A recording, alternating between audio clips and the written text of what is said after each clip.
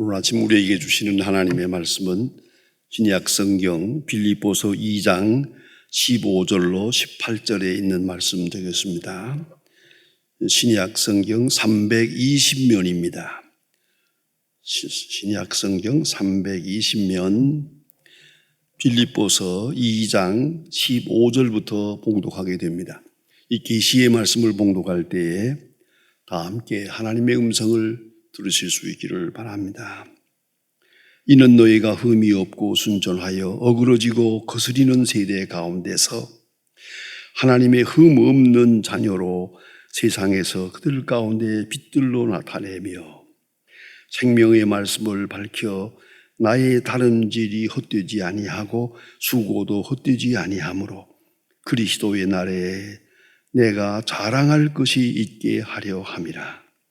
만일 너의 믿음의 제물과 섬김 위에 내가 나를 관제로 드릴지라도 나는 기뻐하고 너의 무리와 함께 기뻐하리니 이와 같이 너희도 기뻐하고 나와 함께 기뻐하라. 아멘. 우리는 지금 코로나라고 하는 큰 시련을 인해서 온 세계가 큰 고통을 느끼고 있습니다. 온 세계가 마치 정지된 것 같은 그런 어려운 암울한 터널을 지나가고 있습니다.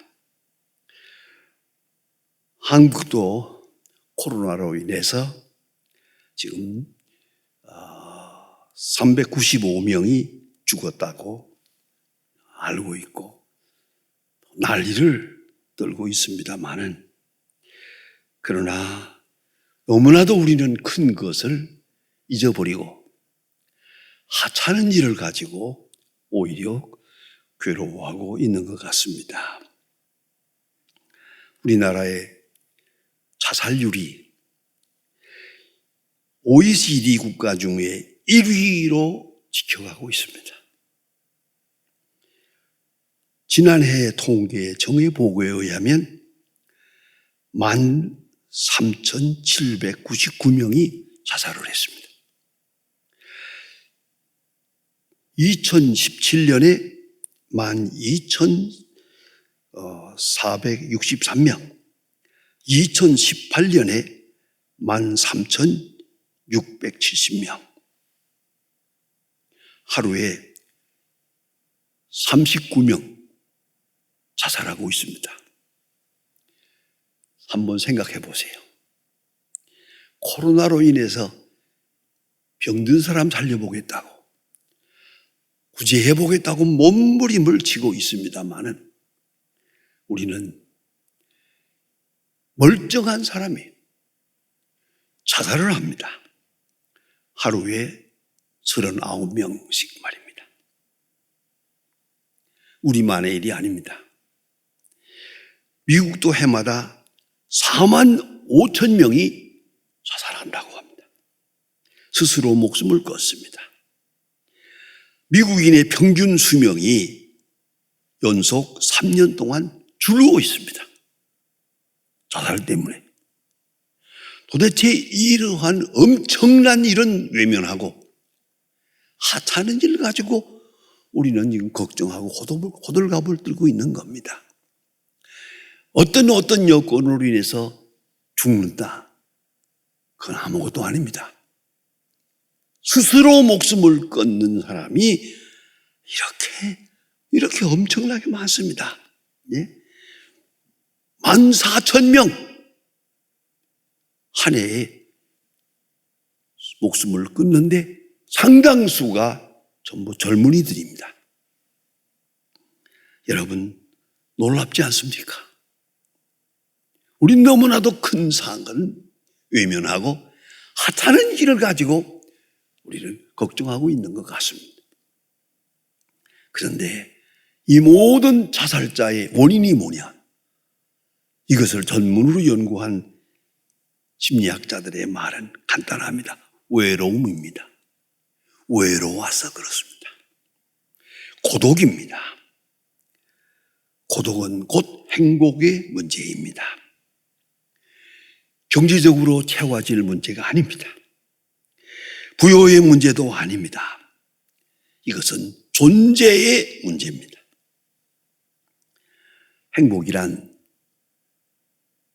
바이올로지컬, 생리학적 행복이 있고, 필로소피컬, 철학적 행복이 있고, 티올로지컬, 신학적 행복이 있습니다. 자, 여러분 생각해 보세요.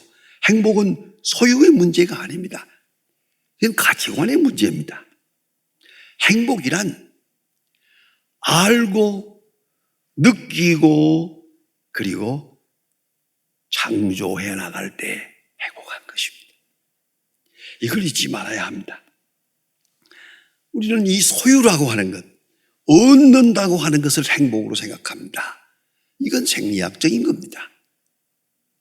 동물이 배고플 때 먹을 것을 먹는 것 같은 거 말이에요. 먹고 누워서 잠자는 것 같은 거, 그런 거 말입니다. 가장 동물적이고, 성취라도 소유욕 다 마찬가지입니다. 이건 동물적, 생리학적 행복입니다. 그 다음에는 becoming, 성취라고 하는 행복이 있습니다. 내가 어떤 사람이 되어 가고 있느냐 하는 것입니다. 그런가 하면 가장 귀한 행복이 있습니다. 그것이 바로 giving입니다. 베푸는 것입니다. 여러분, 받는 행복보다 주는 행복이 큰 것입니다. 하나님께서 우리 인간에게 이 자녀를 생산하는 능력을 주었습니다. 그 어린아이들을 키워가는 것을 가만히 봅니다. 자, 어린아이는 어머니로부터 사랑을 받으며 행복합니다. 그 어린아이와 어머니를 그 아이를 위해서 수고하면서 행복한 어머니의 행복, 어느 쪽이 큰 것입니까? 아마도 자식을 키운다는 것은 기빙의 원초적 행복에 대한 수련이라고 생각합니다. 아낌없이 주고 희생하고 수고하면서 행복한 거예요. 아이들을 위해서 그 많은 수고를 하면서 행복한 거죠. 그렇게 키우라는 것이 인간의 본질이 아닌가 생각을 합니다. 여러분, 받는 자보다 주는 자가 행복한 겁니다. 그 주는 행복을 모른다면 영영 그런 인간됨을 잃어버린 것입니다. 그런가 하면 창조적 행복이 있습니다. 내가 아는 적은 수고로 인해서 아름다운 역사가 이루어집니다. 자녀가 훌륭하게 커서 자기 길을 걸어갑니다. 창조적 행복. 무엇인가 나를 통해서 하나님의 뜻 가운데서 이루어져 간다고 하는 것을 느끼고 볼 때 그에게 진정한 행복이 있는 것입니다. 사도 바울은 행복을 알고 있었습니다. 행복을 느끼고 있었습니다. 그리고 행복한 생을 살고 있었습니다. 지금 사도 바울은 로마 감옥에 있습니다. 뭐리 생각해봐도 인간적으로나 정치적으로나 물질적으로 생각하면 도대체 상상할 수 없는 어려운 그런 고난을 치르고 있습니다. 그래서 사실 여부는 알 수 없습니다만은 제가 로마에 갔을 때 꼭 보고 싶은 것이 바로 그겁니다. 사도 바울이 갇혀있던 감옥입니다. 감옥이 지하실에 있습니다. 바로 그 옆에가 원형극장이 있습니다. 원형극장에서 떠드는 소리가 여기 들릴 정도입니다. 그리고 거기에 사도 바울이 묶였던 쇠사슬이 아직도 있습니다. 이 감옥에서, 이 깜깜한 감옥에서 저 원형극장에서 떠드는 소리를 들으면서 사도 바울은 옥중서신을 썼습니다. 이 빌립보서가 바로 그 옥중서신입니다. 바울은 그 어려운 고난 속에서 그는 행복했습니다. 빌립보서의 주제가 뭡니까? 행복입니다. 행복, 나는 행복하다, 너희도 행복하라. 그렇습니다. 그 그 행복의 가장 근본적인 것은 하나님의 소원을 내가 알고 있다는 것입니다. 13절에서 그는 이렇게 말합니다. 주 안에서 행하시는 이는 하나님이시리 자기의 기쁘신 뜻을 위하여 너희로 소원을 두고 행하게 하시나니 하나님의 기쁘신 뜻 앞에 내가 있고 네가 있다. 그리고 오늘의 현실이 있다. 그래서 행복합니다. 하나님의 기쁘신 뜻을 알기 때문에 행복합니다. 하나님의 기쁘신 섭리를 알기 때문에 행복합니다.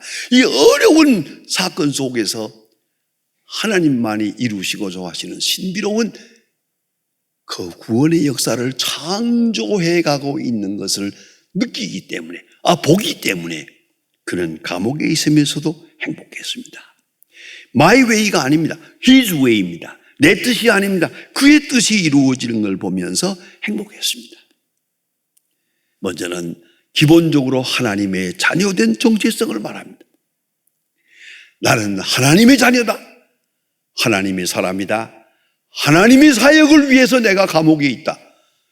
그 의식으로 인하여 그를 행복했던 겁니다. 그래서 빌립보 1장 12절에서 유명한 말을 합니다. 나의 당한 일이 복음의 진보가 된 것을 너희가 알기를 바라노라. 저는 이 말씀을 늘 사랑합니다. 나의 당한 일, 과거도 현재도 미래도 내가 당하는 모든 일들을 합해서 복음의 진보가 된 것을 알기를 바란다.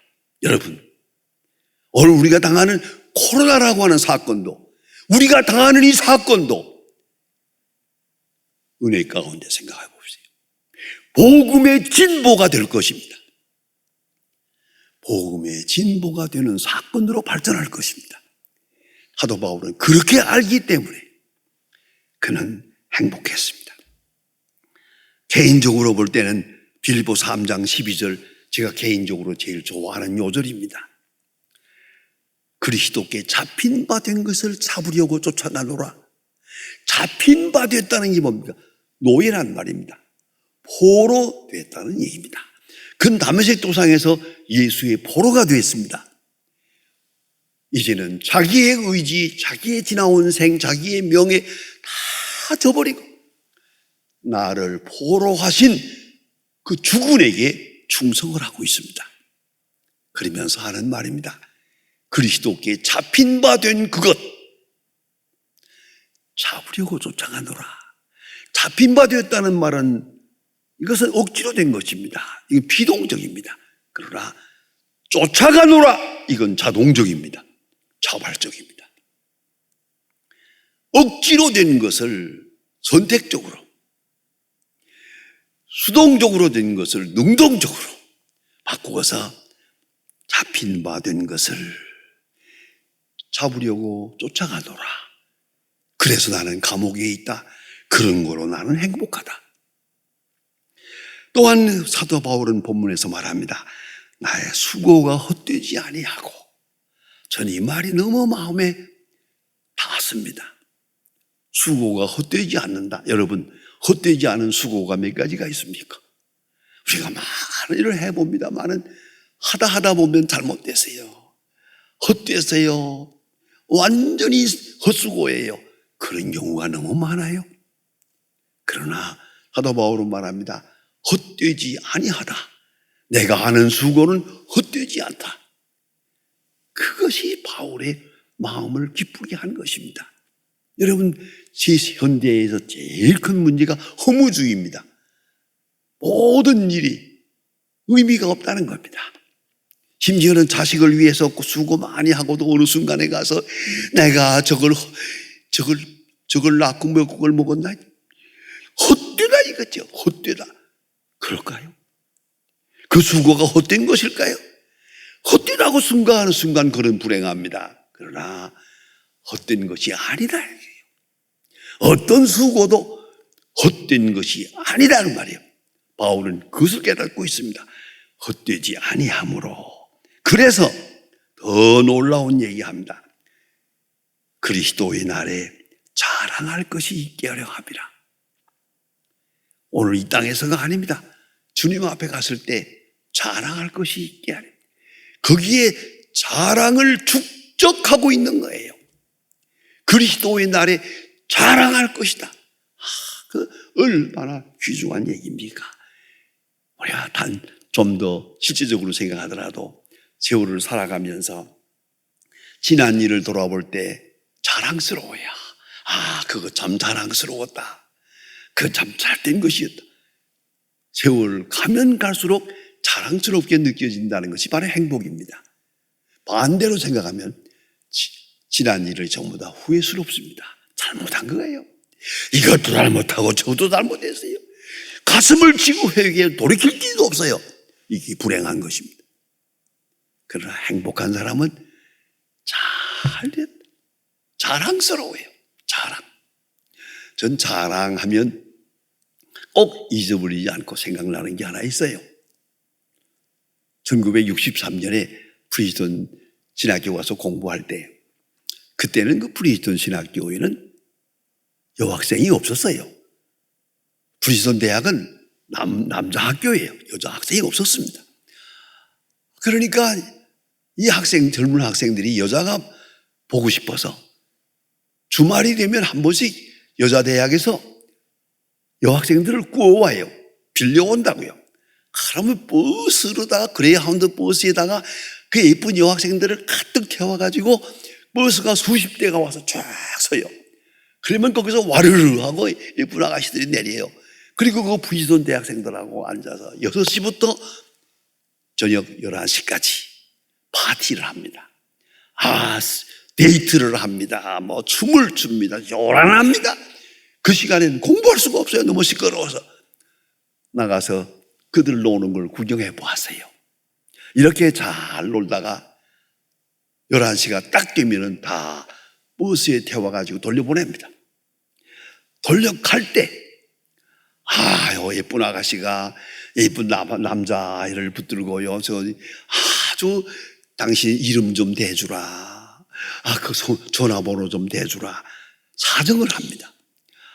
안 대줘요. 절대 이름도 말하지 않고 전화번호도 가르쳐 주지 않습니다. 그리고는 우리 즐거웠다고 안녕 굿바이 하고 말해요. 여학생이 막 울면서 사정을 해요. 안 대줘요. 갔어요. 그걸 내가 옆에서 보다가 그 남학생 보고 한마디 했어요. 저 여학생 되게 예쁜데 말이야. 왜 그 기회를 놓치느냐. 저렇게 저러는데 그 전화번호 좀 가르쳐주면 안 되냐. 이름이라도 좀 가르쳐주지. 그랬더니 no, 안 된다고. 내가 한마디 더 했더니 대답을 간단하게 합니다. It's my pride. 프린스턴이한 프라이드 그래요. 프린스턴의 자존심이다. 왜? 그 다음 말이 중요해요. 저런 아가씨 하나 때문에 내가 공부를 망칠 수는 없잖아. 중요한 얘기예요. 프라이드, 자존심이다. 이게 망가지면 안 되는 거예요. 그게 행복이 없는 거예요. 과거를 생각해도 갈수록 잘한 것 같아. 지금 현재 하고 있는 일도 너무 좋아. 앞이 환해. 자존심, 정체의식, 이것이 무너지면 살아서나 죽은 거죠. 자랑이 있어야 됩니다. 사도 바울에게서는 더욱 중요합니다. 그리스도의 날에. 아주 종말론적 자랑입니다. 종말론적. eschatological pride. 중요하지 않습니까? 그리스도의 날에 너희는 나의 자랑이 되고 나는 너의 자랑이 되리라. 사도 바울은 말합니다. 그리스도의 날에 자랑을 두고 오늘을 산다고 말입니다. 그런가 하면 사도 바울은 특별히 행복할 만한 자격이 있는 사람입니다. 아니, 행복을 느끼고 행복함을 살았습니다. 왜? 희생을 기뻐했거든요. 너의 믿음과 재물, 너의 믿음의 재물 위에 내가 나를 관제로 드릴지라도 기뻐하리라. 관제란 말이 에펜도마 에피두다라는 말입니다. 특별한 말입니다. 관제란 말은요, 이렇게 선지 피를 붓는다는 뜻입니다. 붓는다는 행위를 말합니다. 피를 쏟아 붓는다. 내가 너희들의 그 믿음 위에, 그 희생 위에, 그 봉사 위에 너무나 너희들이 잘하고 있다. 그런 거로 나는 이대로 피를 쏟아 부어서 제물이 되어도 좋다. 여러분, 이런 행복을 느껴보았습니까? 이렇게 한번 말해보았습니까? 내가 너를 위해서는 이대로 죽어도 좋다. 그럴 수 있을까요?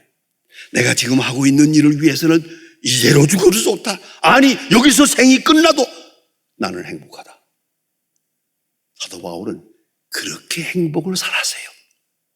그렇게 순간순간을 보내세요. 믿음과 재물 위에 내가 나를 관제로 드릴지라도 나는 기뻐하리라. 간혹 연애하는 사람들이 그 대사 속에 이런 말이 좀 나오죠. 너무 행복하면 이대로 눈을 감아도 좋다. 그럴까요? 아니, 그래도 그건 좋다고 생각해요.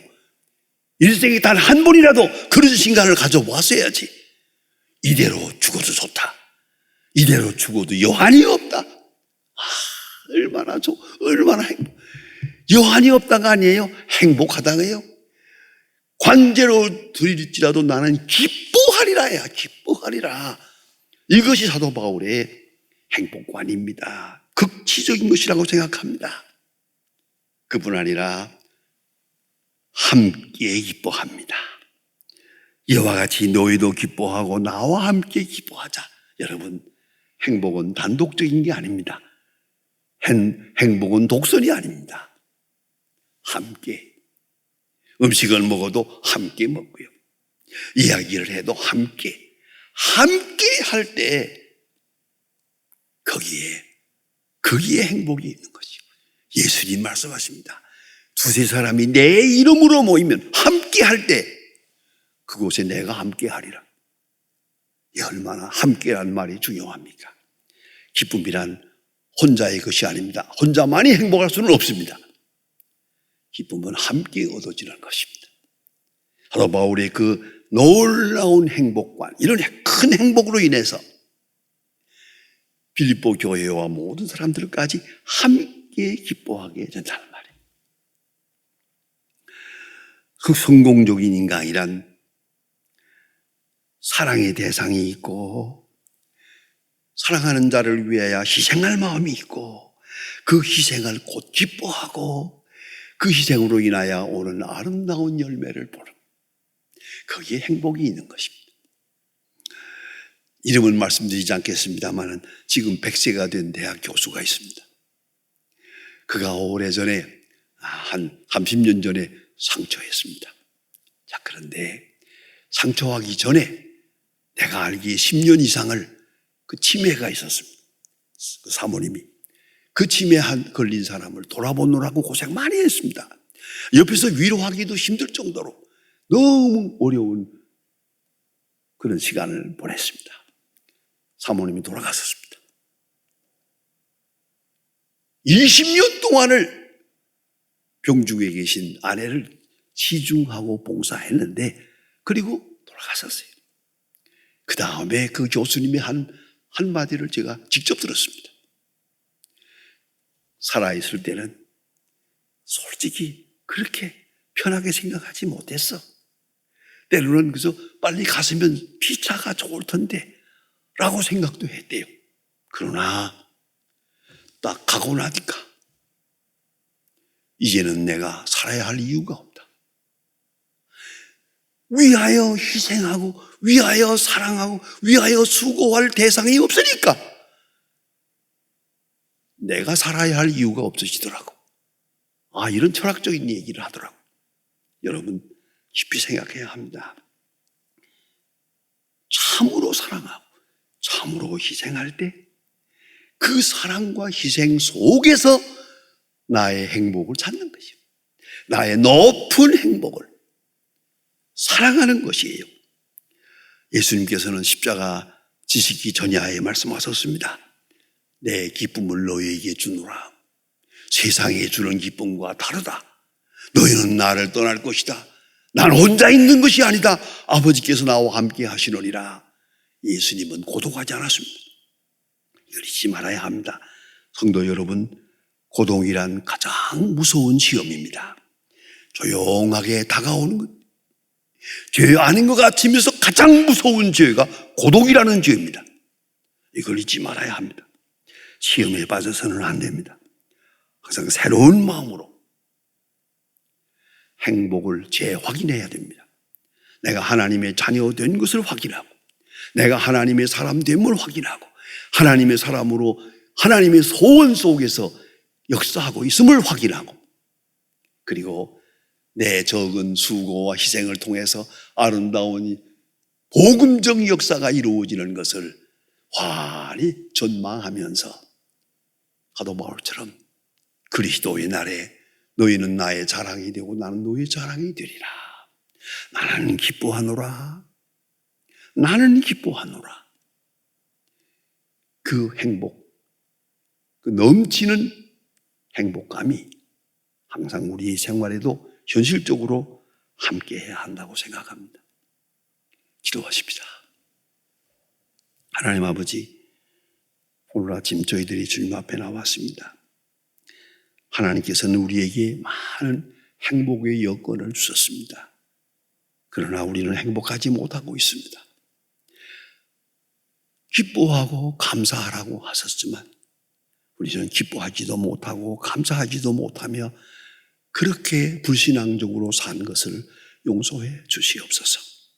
이제부터 주어지는 생은 바울이 가졌던 이 엄청난 행복을 우리도 깨닫고 느끼고 함께 할 수 있는 그런 생산적, 창조적 생을 살게 하옵소서. 예수님의 이름으로 기도합니다.